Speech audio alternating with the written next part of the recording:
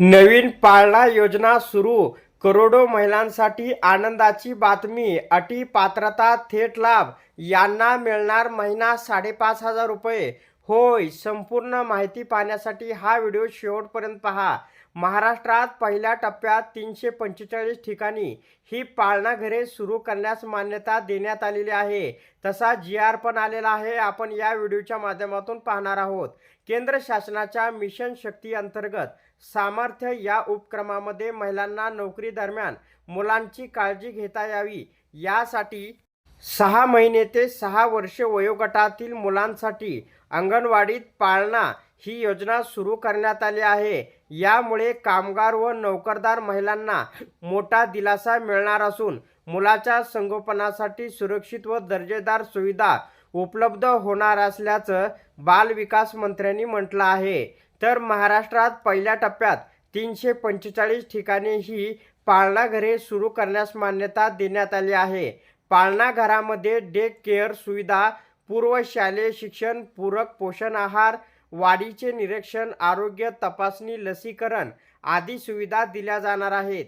तसेच मुलांना दिवसातून 3 वेळा म्हणजेच सकाळचा नाश्ता, दुपारचे गरम शिजवलेले जेवण आणि संध्याकाळचा नाश्ता देण्यात येईल. पाळणा घर महिन्यात 26 दिवस दररोज 7.5 तास सुरू राहील. यामध्ये जास्तीत जास्त 25 मुले असतील. या ठिकाणी एक पाळणा सेविका व एक पाळणा मदतनीस नेमण्यात येईल. वीज, पिण्याचे पाणी, बालस्नेही शौचालय यासारख्या सुविधा उपलब्ध असणार आहेत. या कार्यक्रमाअंतर्गत अंगणवाडी सेविका यांना 1500 प्रतिमाह भत्ता देण्यात येणार आहे.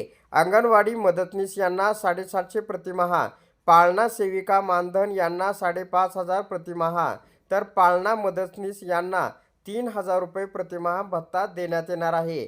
तर आता सविस्तर आपण GR पाहूया. आता हे शासनाचं परिपत्रक आहे. केंद्र शासनाने दिलेल्या मार्गदर्शक सूचनानुसार मिशन शक्तीमधील सामर्थ्य या कार्यक्रमाअंतर्गत राज्यात पाळणा ही योजना सुरू करण्यास येथील शासन निर्णयान्वये मान्यता देण्यात आली आहे. त्या अनुषंगाने पाळणा या योजनेअंतर्गत केंद्र शासनाने सद्यस्थितीस दिलेल्या मान्यतेनुसार राज्यात 345 पाळणा सुरू करण्यास तसेच केंद्र शासनाकडून यापुढे जसजशी मंजूर देण्यात येईल त्याप्रमाणे पाळणा सुरू करण्यास सदर शासन निर्णयान्वये मान्यता देण्यात आली आहे. आता आपण सविस्तर हे परिपत्रक पाहूया. शासन परिपत्रक महिला व बालविकास विभागातर्फे 21 ऑगस्ट 2025 रोजी आला आहे. पाळणा या योजनेच्या अंमलबजावणी संदर्भात मार्गदर्शक सूचना आपण पाहूया. केंद्र शासनाच्या सूचनाप्रमाणे ही योजना ज्या ग्रामीण आणि शहरी भागामधील कामगार महिलांना महिन्यातून किमान 15 दिवस किंवा वर्षातून 6 महिने काम मिळते व ज्यांना मुलांना घरी सांभाळण्यासाठी कोणी नाही अशा 6 महिने ते 6 वर्ष वयोगटातील बालकासाठी सुरू करण्यात येत आहे. आता पाळणा घराची उद्दिष्ट: नोकरी करणाऱ्या मातांना 6 महिने ते 6 वर्ष बालकांसाठी डे केअर सुविधा प्रदान करणे, बालकाचे पोषण आणि आरोग्य स्थिती सुधारणे, बालकाच्या शारीरिक, बौद्धिक, सामाजिक आणि भावनिक विकासाला सर्वांगीण विकास प्रोत्साहन देणे, चांगल्या बालसंगोपनासाठी पालक सांभाळकर्त्यांना शिक्षित आणि सक्षम करणे. पाळणामध्ये आवश्यक सुविधा: झोपण्याच्या सुविधा, डे केअर सुविधा, 3 वर्षाखालील बालकासाठी पूर्व उद्दीपन आणि 3 ते 6 वर्षाच्या बालकासाठी पूर्व शालेय शिक्षण, पूरक पोषण आहार, स्थानिक स्तरावर मिळणारे वाढीचे निरीक्षण, संनियंत्रण, आरोग्य तपासणी आणि लसीकरण. पाळणाचे स्थान व सोयीसुविधा: केंद्र शासनाच्या सूचना विचारात घेऊन पाळणा सुरू करण्यात यावे. पाळणाची जागा पुरेशी असावी. साधारणतः स्वयंपाकघर आणि बालकांना खेळण्यासाठी हॉल अशा किमान 2 खोल्याचे असावे. त्यात प्रति बालक 6 ते 8 चौरस फूट याप्रमाणे खेळण्यासाठी पुरेशी जागा असावी.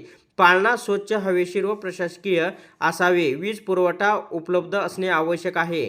पाळणामध्ये नियमित पिण्याच्या पाण्याची आणि बालस्नेही शौचालय, वीज इत्यादी भौतिक सुविधा केंद्र शासनाच्या सूचनाप्रमाणे उपलब्ध असावेत. पाळणातील बालकांना दिल्या जाणाऱ्या अन्नामध्ये पुरेसे पोषणमूल्य असणे आवश्यक आहे.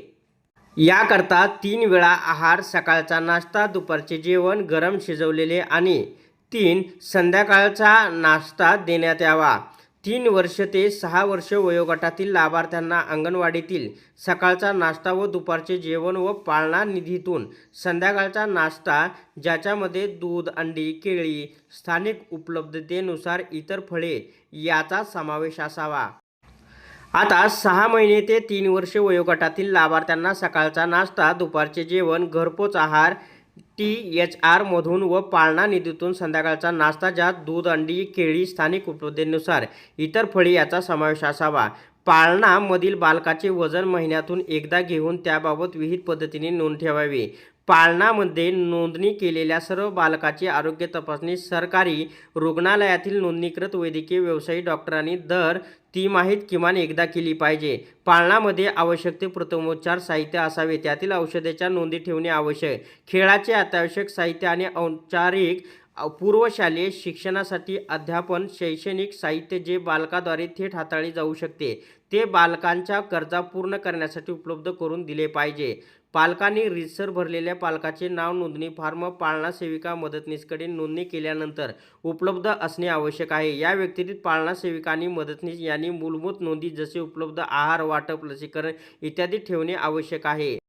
लाभार्थी बालकाचा व त्याच्या पालकाचा आधार क्रमांक व इतर तपशिलीबाबत नोंदी ठेवण्यात यावी।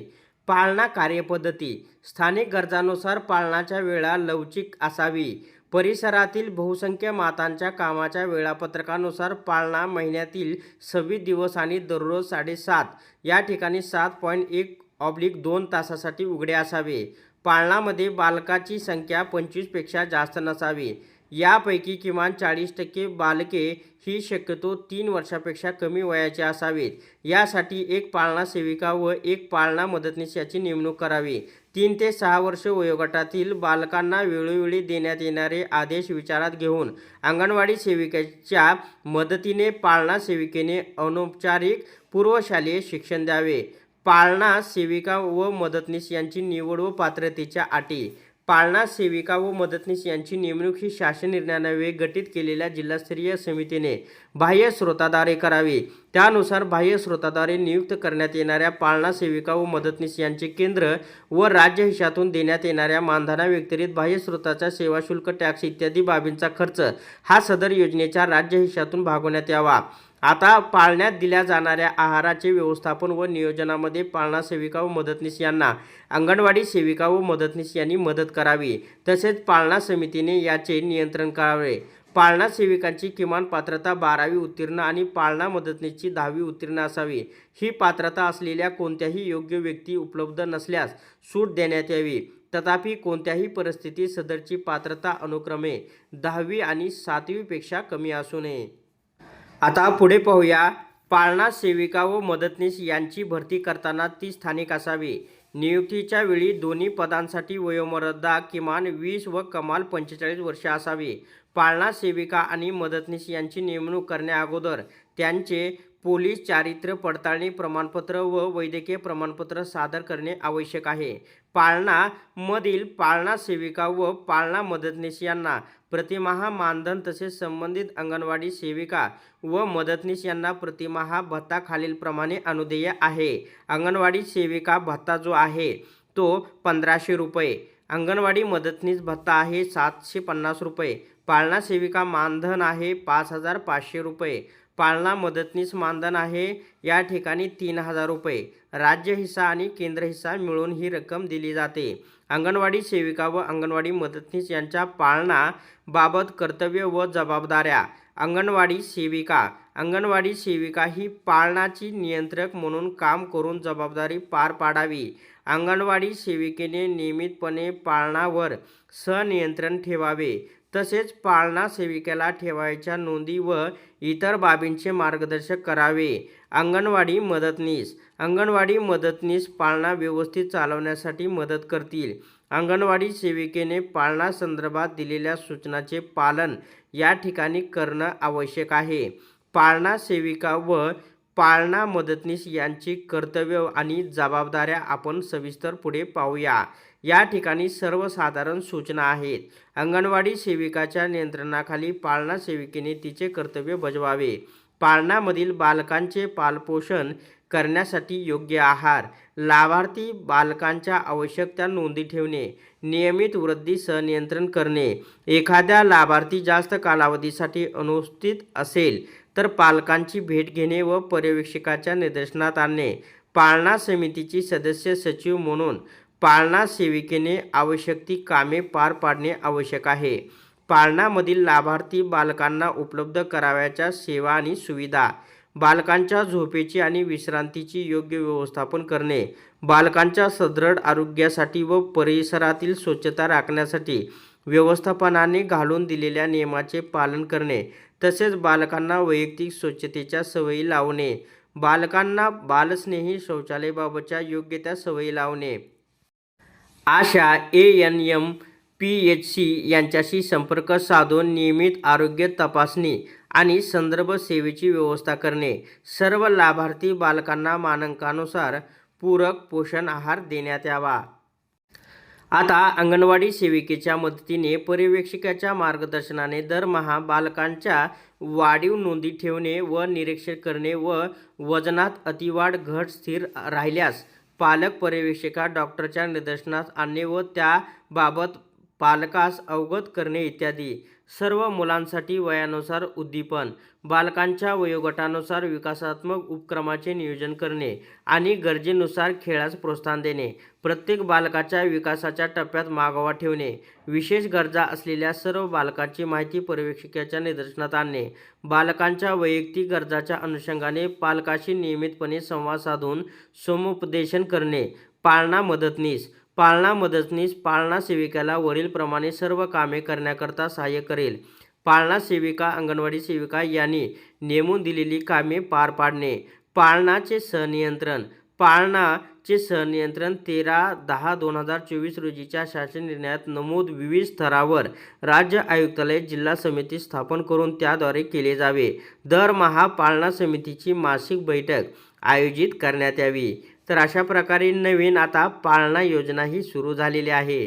राज्यातील करोडो महिलांना मोठा दिलासासुद्धा या ठिकाणी मिळणार आहे. हा व्हिडिओ जास्तीत जास्त आपल्या महिला वर्गांकडे शेअर करा. धन्यवाद.